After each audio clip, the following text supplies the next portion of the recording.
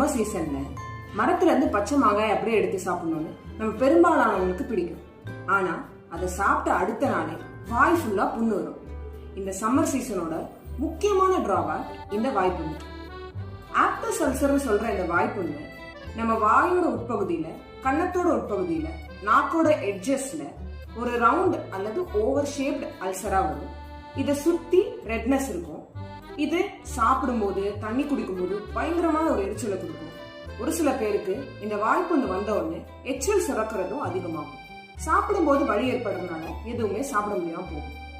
இது எதனால வருதுன்னா, பல்வேறு காரணங்கள் இருந்தாலும் இந்த சம்மர் சீசன்ல இது அதிகமா வர்றதுக்கு நம்ம உடம்புல தண்ணிச்சத்து குறையிறது, இந்த சம்மருக்கே உரிய பழங்களான மாம்பழம், மாங்காய் இதெல்லாம் அதிகமா சாப்பிடுறதுனால வருது.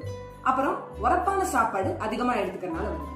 அப்போ இந்த சம்மர் சீசன்ல இந்த வாய்ப்புள்ள நம்மளை பாதுகாத்துக்கிறதுக்கு இந்த மாதிரி சம்மர் சீசனல் ஃப்ரூட்ஸை ஓரளவுக்கு லிமிட்டோட சாப்பிடுறதும், தண்ணி அதிகமா குடிக்கிறதும், காரமான உணவை கம்மி பண்ணிக்கிறதும், விட்டமின் B12 ஜிங்கும் அதிகமா இருக்க சாப்பாடும் எடுத்துக்கிறது மூலமா இந்த வாய்ப்புள்ள சரி பண்ணிக்க முடியும். இது இல்லாம ஹோமியோபதி மருந்து எடுத்துக்கிறது மூலமாவும் இந்த வாய்ப்புள்ள இன்னும் கொஞ்சம் சீக்கிரமாவும் நம்மளால சரி பண்ண முடியும்.